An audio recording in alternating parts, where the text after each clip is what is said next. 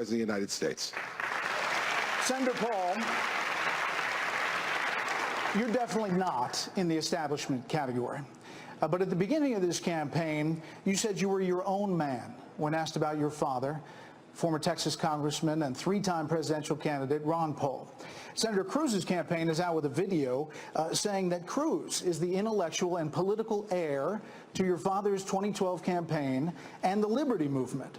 And your father now says that it's realistic that Donald Trump will be your party's nominee. So did you make a mistake by not more fully embracing your father politically at the beginning of this campaign? You know, I've always had a great deal of respect. There's probably no person I respect more in the country or in recent history than my father. I think he was probably the most honest man in politics that we've ever seen in a generation. And so in no way have I ever said that I don't embrace my father or love my father or appreciate everything that he's done for the country.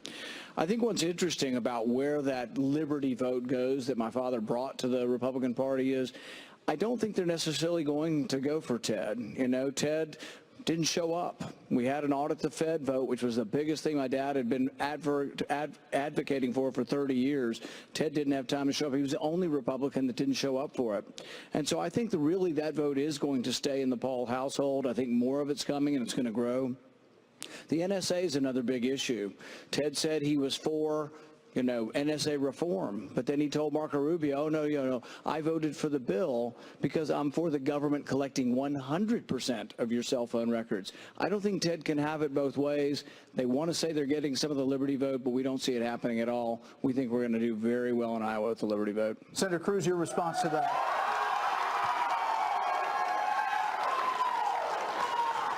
Well, I agree with Rand that I very much respect Ron Paul, and that I think anyone who's got to be able to win in the Republican Party has to be able to bring together the disparate elements of the Reagan coalition. You've got to be able to bring together conservatives and evangelicals and libertarians and stitch together a winning majority. When it comes to the audit the Fed bill, as Rand knows well, I was an original sponsor of the bill. I am strongly supportive of it. It didn't have the votes to pass, and I had commitments to be at a town hall in New Hampshire, but I look forward to signing that bill into law as president and to auditing the Fed and providing needed accountability at the Federal Reserve. Senator Rubio. I think, Rand and I have some significant issues on policy, but I respect Rand. He believes everything he stands for. I do respect Rand, but I want to be frank about what I stand for. I believe the world is a safer and a better place when America is the strongest power in the world. And I believe only with a strong America will we defeat this radical group, this apocalyptic group called ISIS.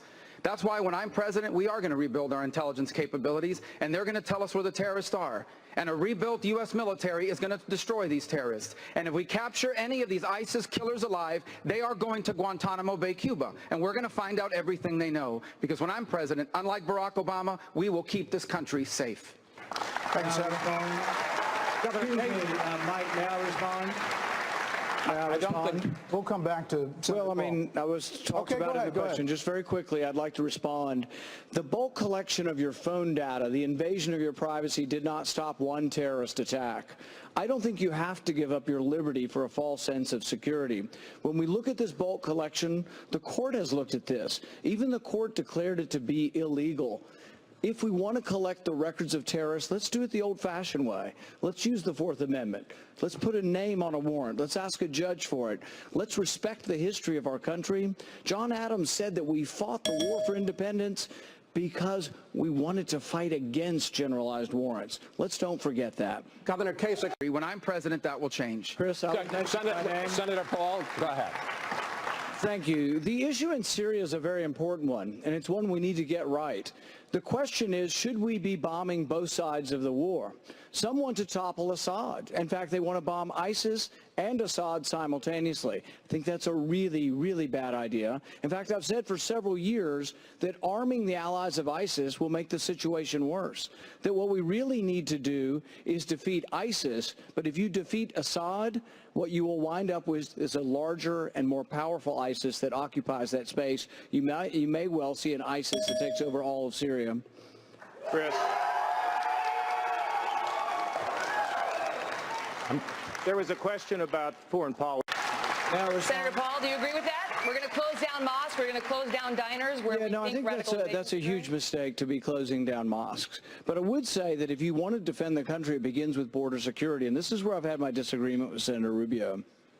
When he brought forward the Gang of Eight bill to give citizenship to those who came here illegally, I put forward an amendment that says we should have more scrutiny on those who are coming as students, those who are coming as immigrants, those who are coming as refugees, because we'd had 2 refugees come to my town in Bowling Green and try to attack us. Marco opposed this because they made a deal. He made a deal with Chuck Schumer that he would oppose any conservative amendments. And I think that's a mistake, and I just don't think Marco can have it both ways. You can't be in favor of defending us against Islam, radical Islam, if you're not for border security. Might I respond? The first thing, I don't know of anyone who's not in favor of fully vetting people that are trying to come to this country other than perhaps Barack Obama and Hillary Clinton. I think we all support that. Rand's amendment was not the right way to do it. I do believe that people who are trying to come to the United States, this country has a right to know who they are and why they are coming. And that's why I've been very clear. When I am the President of the United States of America, we don't know who you are, and we don't know why you're trying to come to the United States, you are not going to get in. Because the radical threat that we now face from ISIS is extraordinary and unprecedented. And when I'm president, we are keeping ISIS out of America. Governor Christie, let's talk about profiling. Governor Bush, thank you.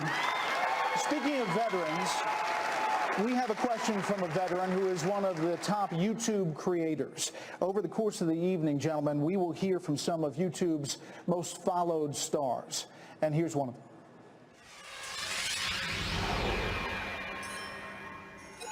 I'm Mark Watson. I'm known for my tech reviews on YouTube, but I'm also a veteran who served in the Army for 8 years. As an African-American living near Ferguson, I've seen the strain between police officers and the communities they serve firsthand. Now, there are great tools like body cameras that can protect both officers and citizens, but we all currently have better cameras in our pockets than in our precincts. Why aren't we using the technology available to better protect our communities? Senator Paul, that question to you. You know, I've supported legislation to allow body cameras. I've been to Ferguson. I've been trying to look for solutions to our criminal justice problem. One thing I discovered in Ferguson was that a third of the budget for the city of Ferguson was being reaped by civil fines. People were just being fined to death. Now, you and I and many of the people in this audience, if we get a $100 fine, we can survive it. If you're living on the edge of poverty, you get a $100 fine or your car towed, a lot of times you lose your job. I also think the war on drugs has disproportionately affected our African-American community, and what we need to do is make sure that the war on drugs is equal protection under the law and that we don't unfairly incarcerate another generation of young African-American males. In Ferguson, for every 100 African-American women, there are only 60 African-American men. Drug use is about equal between white and black, but our prisons, 3 out of 4 people in prison are black or brown. I think something has to change. I think it's a big thing that our party needs to be part of, and I've been a leader in Congress on trying to bring about criminal justice reform. Senator Paul, thank you. This debate is just getting started. Sir. And we will end illegal immigration. Senator Paul, you know how Washington works. Do you buy that? I was there and I saw the debate. I saw Ted Cruz say, we'll take citizenship off the table and then the bill will pass, and I'm for the bill. The bill would involve legalization. He can't have it both ways. But what is particularly insulting, though, is that he is the king of saying, oh, you're for amnesty. Everybody's for amnesty except for Ted Cruz. But it's a falseness, and that's an authenticity problem, that everybody he knows is not as perfect as him because we're all for amnesty. I was for legalization. I think, frankly, if you have border security, you can have legalization. So was Ted, but now he says it wasn't so. That's not true. Go ahead, sir. You know, John Adams famously said, facts are stubborn things. The facts are very, very simple. When that battle was waged, my friend Senator Rubio chose to stand with Barack Obama and Harry Reid and Chuck Schumer and support amnesty. And I stood alongside Jeff Sessions and Steve King, and we led the fight against amnesty. And if you want to know who's telling the truth, you should look and ask people like Jeff Sessions and Steve King and Rush Limbaugh and Mark Levin, all of whom say, as Jeff Sessions said responding to these false attacks just recently in Alabama, he said if it wasn't for Ted Cruz, the Gang of Eight Rubio-Schumer bill would have passed, but because Ted stood up and helped lead the effort, millions rose up to kill it. Senator Rubio, even... I do. Thank you, Senator. Senator Paul, In May on the campaign trail, you said you didn't get into politics to fight about abortion. You said you were more concerned about the national debt. Your answer is to turn abortion back to the states the way it was before Roe v. Wade. Does that mean that if a liberal state, let's say, wants to make abortion legal, that you're okay with that? And what do you say to conservative voters who believe deeply that abortion is murder? You know, I think abortion is always wrong. I've supported a variety of solutions, both state as well as federal. In fact, just last week, I introduced the Life at Conception Act, which would say that the 14th Amendment would defend an individual, even in the womb. But I think on the broader question of religion and politics, you know, I think liberty itself requires a virtue, requires a virtuous people. In fact, Washington said that democracy requires a virtuous people. Os Guinness, the theologian, said that liberty requires restraint, but the only restraint consistent with liberty is self-restraint. There's a lot packed into that statement. But the bottom line is we must have virtue, we must have a religious bearing as a nation, but government's not always going to save us, and it's not always going to come from government. But if we don't know right and wrong, I think we have lost our way, I think we come unmoored, and I think without the religious foundation that guides us all, I think we have a great risk of going horribly in the wrong direction. Sir, just 30 seconds to answer my specific... Just 30 seconds to answer my specific question. Do you favor the idea that abortion should be a states' rights issue, and if a liberal state wants to make it legal, that's their choice? Yes or no? No, both a federal and a state approach. I have said that we could leave it to the states, but I've also introduced a federal solution as well. So the federal solution would be the Life at Conception Act, which is an act that would federalize the issue. But I've also said for the most part, these issues would be left back to the states. So there might be an occasion if we did overturn Roe v. Wade nationalized the issue. If you actually had the court reverse Roe v. Wade, it would become a state issue once again. I think it would be better the less abortions we have. So the more states that we had that made abortion illegal, the better as far as trying to save and preserve lives. Thank you, sir. Gentlemen, I'd like to ask a few questions. Let's resume the debate. Megan. Senator Paul, you have suggested that former President Bill Clinton's history with women is fair game in this campaign. How do you answer those who say you don't hold the sins of the husband against the wife? You know, I've never really brought this up unless asked the question, but I have responded to the question. I don't blame Hillary Clinton at all for this. I don't think she's responsible for his behavior. But I do think that her position as promoting women's rights and fairness to women in the workplace, that if what Bill Clinton did, any CEO in our country did with an intern, with a 22-year-old, 21-year-old intern in their office, they would be fired. They would never be hired again.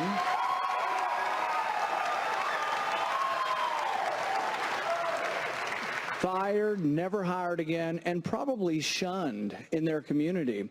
And the thing is, she can't be a champion of women's rights at the same time she's got this that is always lurking out there, this type of behavior. So it is difficult. Of her husband's. Yeah, but I combine this also with the millions upon millions of dollars they've taken from regimes in the Middle East who treat women like cattle. We have another question from one of YouTube's top creators. Here it is. Let's resume the debate. Megan. Senator Paul, you have suggested that former President Bill Clinton's history with women is fair game in this campaign. How do you answer those who say you don't hold the sins of the husband against the wife? You know, I've never really brought this up unless asked the question, but I have responded to the question. I don't blame Hillary Clinton at all for this. I don't think she's responsible for his behavior. But I do think that her position as promoting women's rights and fairness to women in the workplace, that if what Bill Clinton did, any CEO in our country did with an intern, with a 22-year-old, 21-year-old intern in their office, they would be fired. They would never be hired again.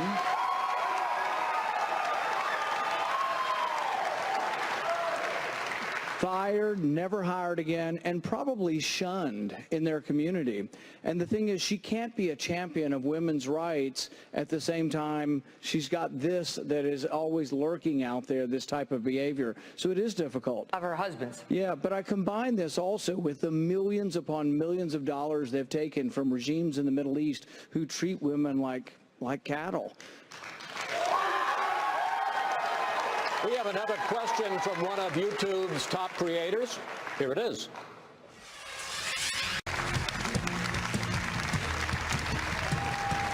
Welcome back, everybody. And now it is time for closing statements. The candidates each get 30 seconds, and we begin with Kentucky Senator Rand Paul. Well, thanks for having me. It's great to be back.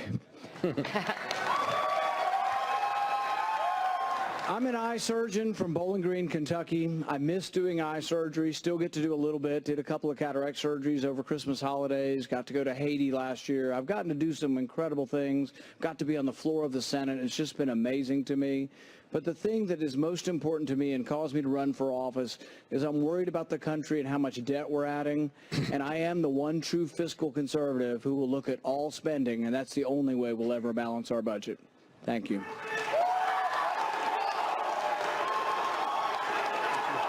Governor Kasich.